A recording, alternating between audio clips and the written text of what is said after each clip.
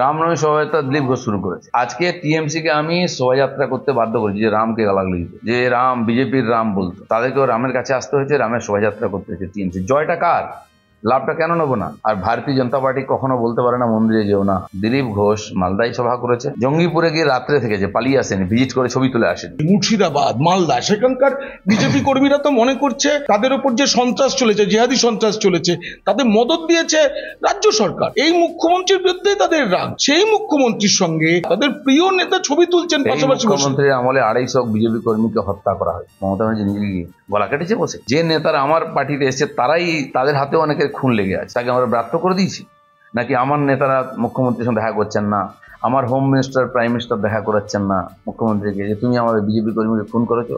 দিলীপ ঘোষের দরকার পড়েনি যেতে, যায়নি। বিধানসভার ভিতরে বসিয়ে মমতা ব্যানার্জি যখন বিশ্ব হিন্দু পরিষদ RSS কে গালাগালি দিয়েছেন, দাঁড়িয়ে চোখে চোখ রেখে প্রতিবাদ করে বলেছে যে আপনার অধিকার নেই, কি RSS করবে, কি বিশ্ব হিন্দু পরিষদ বাংলায় চলবে কিনা এটা বলার অধিকার নেই, আপনি আপনার কাজ করুন। আর আগে বলার হিম্মত হয়নি কারো।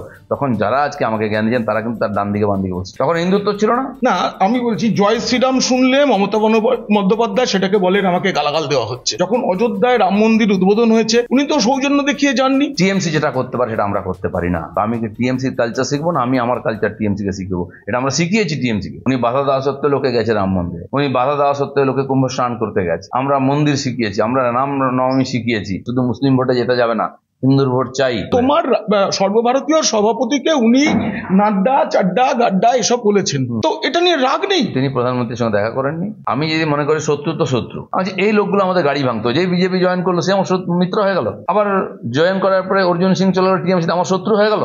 আমার শত্রু মিত্র ভেদ এত হালকা নাই। যদি মন্দির কেউ গেছি বলে ত্যাগ করে, আমি তাকে বলি রাম রাম, আমার সঙ্গে সম্পর্ক রাখবেন না। দিলীপ ঘোষ এরকমই থাকবে যতদিন থাকবে।